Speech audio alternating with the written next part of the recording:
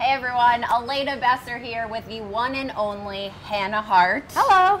We're in the Food Network Test Kitchen. It's really awesome. We're super excited to be here. And Hannah is here because she has a new show coming out on the Food Network. That's right. Tell us a little bit about it. Well, it's called I Heart Food, and it's incredible. It's going to sweep the nation. And basically, you know, the show is about going to different localities and seeing what their ingredient is, like the local resource. Like in Portland, Maine, it's lobster, and in Santa Fe, it's the red and green chili peppers, which is kind of like what we're making here today.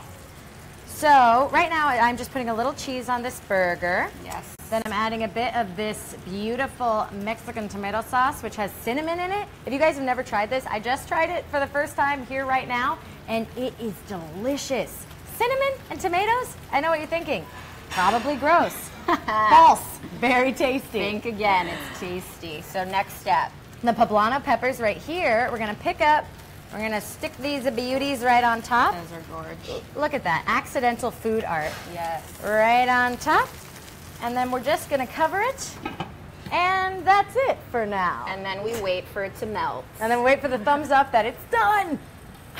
So, let's talk a little bit about this burger that we're making here. And New Mexico was the first place that you traveled to. Yeah, so we went to Santa Fe, New Mexico, and went to go answer the age-old question about red versus green. Okay. So the chili pepper over there, and did you know chili actually means pepper? What? So when we say chili pepper, we're saying pepper pepper. Okay. But hey, to each their own, you know? We got a fact check live, but I think that's correct. So we went, and they are really well known for the green chili pepper, which is something that's harvested like in the autumn, and it has a very kind of, it's spicy obviously, but also kind of tart, which I loved. And so that episode, like all the episodes, is delicious. So do you like spicy food, or are you a spicy food person? I like spicy food a lot. I like spicy food. I like raw onion. I like freshness and crispness and zest and all of the ways that spice kind of brings you into the present moment. I think that's my favorite part about spicy food, is that kind of forces you to be awake and forces you to be in the now. I was gonna say it wakes you up, it like jolts you. It does, yeah. I love that. Do you specifically like a certain beverage that is spicy? Are you a spicy beverage person too? Because I'm a fan of jalapeno margaritas. Oh yeah, I love it. I'm not as big of a sweets person as I am a savory spice person. Obviously, I like sweets. Everybody does. But when I go and I'm ordering a cocktail, I usually ask, "What's your most refreshing?" Or what is something with a little spice or smoke in it? Yes. You know, I like mezcal. I was gonna say mezcal. Yeah, So good. It's so good. Mezcal is smoky, but it's got a little bit of. Oh my God! The cheese is melted, The ladies cheese and is gentlemen. melted, everybody. Here, I will bring these. Okay, wait, hold on. Here. We were talking about that mezcal life. Ooh, you want to get the? Yeah, let's get that on. Let's get that shot. Oh, yeah, there it is. Beautiful. On to. You know, who doesn't like a bun. little bit of burnt cheese char? And this bun is nice and toasted too. We got a sesame bun going. Oh, wow. Oh, yeah. Gorgeous. Gorgeous. Kind of feel like we could have added 2 pieces on there. I know, Oof. right? Forgive me. Okay, and then we're going to put this little lid on, also known as the top of the bun. And then we're going to cut it in half. What works for you? Is that good? Yeah, here. All right. Dun, dun, dun, dun. Oh, Oh, look at that yeah. sauce. Mmm. Sauce it. Souse it. See, butter knives, I think they're kind of one of the most handy kitchen implements. And is there enough cheese to get like an ooey gooey moment?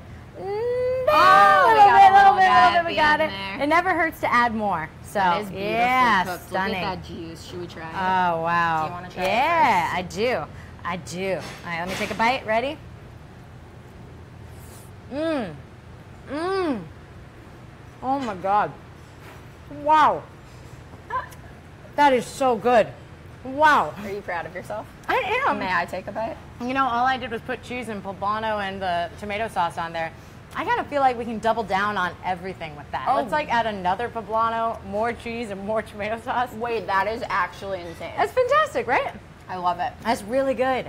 So, out of all of the places that you traveled, were there any cool kitchen tricks that you learned from some of the chefs that you were visiting? You know, I consider myself really a food enthusiast who's on their way to learning more and more. It's hard. I'm hard pressed to be an expert, but I love food. I love talking about food, and I love learning about food. And so during our travels, I learned things like how to cook a lobster at all. How Turns did that out go? it went well. I think. Was Not it for- alive when you started?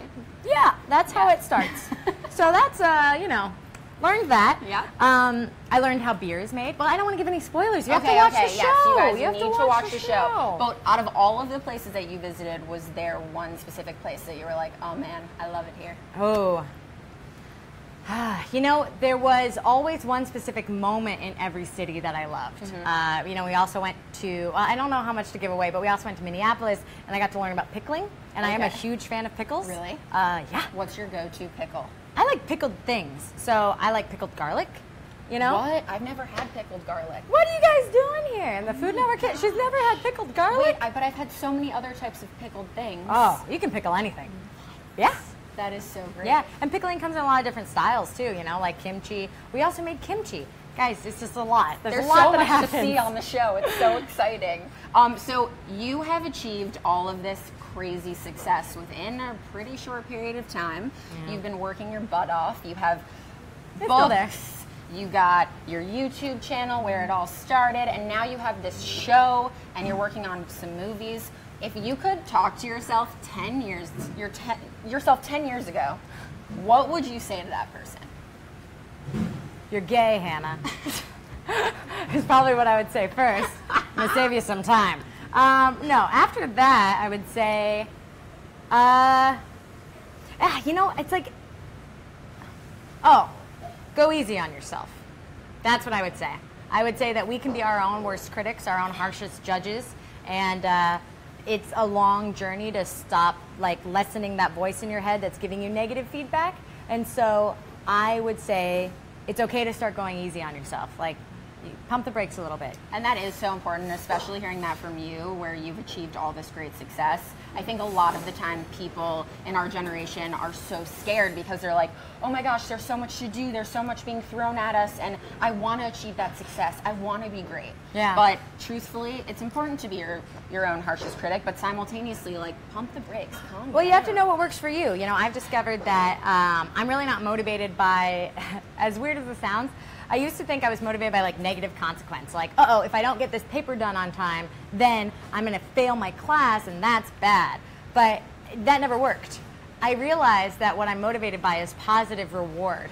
So I have to use that. And learning that was hugely instrumental in my success as a student and working in my career, is knowing that I'm much more a carrot than a stick person. Because if it's going to be a negative consequence, I'm like, yeah, sometimes life sucks. But if it's like, Hannah, after this you can get ice cream, I'm like, okay. Great, we got this. Let's go. Wow, Literally. I'm learning so much from you. Jesus. Yeah, It's like a therapy sesh. This is awesome. Thank you. That's what everybody says. And should we take some questions from the audience? I mean, this is Facebook Live after Yeah, guys, all. let's talk to you. Let's see. Okay, Your we beautiful have one faces. coming in right now. It's so hard not to just melt cheese. Let's see. Just in general. Just what we should do is just melt cheese. We're waiting for one right now. Awesome. Waiting. Wait, so you have a culinary background as well? Yes, I do. I went to culinary school. It was a really great place. I learned a ton. Yeah. I left my job to go to culinary school, and then after that, I worked in this restaurant in New York for a year. What an awesome. It was cool. I learned a lot, did pastry, had a ton of fun. So it's fun being in the Food Network to see everything. A word about pastries. Yes, tell us. They are difficult to make. I tried to make croissants the other day. You tried making croissants? I was wearing this shirt, actually. Yeah. Hand rolling the whole From thing? scratch. Whoa. Yeah. I wouldn't even do that. Did you know you need to, I'm sure you did, but spoiler alert for you guys, to make croissants, you need to keep your butter and your flour the same temperature, which is cold, and warm. Yeah, that was tough. And you got to fold and fold and fold, and fold and fold, and then not give up somehow, and then bake it and wait. It's exhausting. So kudos to all croissant makers. Also, Pastry kudos chefs? to you for even taking the leap to try that. That takes some serious confidence. Incidentally, I also made souffle, which turned out perfect. So souffles, easy. What kind of souffle did you make? Chocolate.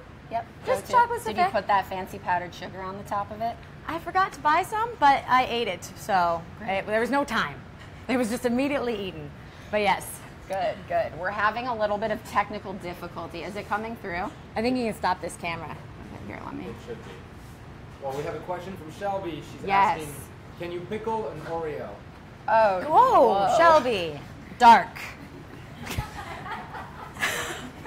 Wait, that is, I can't even fathom the process. Wow. It would be soggy. Look, guys, I think it's time we leave Oreos alone, okay? I was in the grocery store the other day, saw somebody had made Oreo churros, a churro Oreo.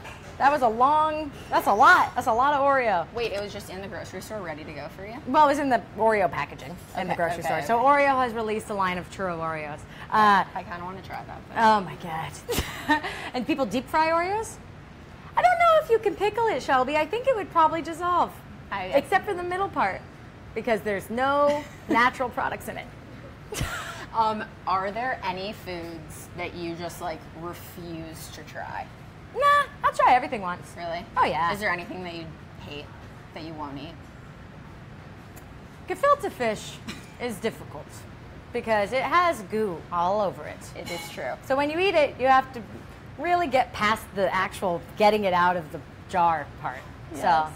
So gefilte fish I don't love. I love that. And, we have one more question from Carolina. What is your favorite thing to eat when drunk? Wow, great question, Carolina. What is my favorite thing to eat when drunk, or when drinking in general?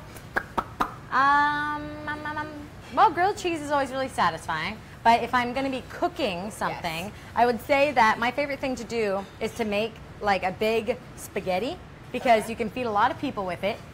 You can make it super fresh and super tasty using like chopped herbs and cheeses and pepper and salt. And if you make a large bowl, you get to share it with all your friends. So it's communal and it's very satisfying. The one pot situation is also The really one, nice. yeah, it's really great. But Easy yeah, and you can cleanup. like easy cleanup, and then when you're eating it, you can really use a shoveling motion, Yes. which after drinking is for the best.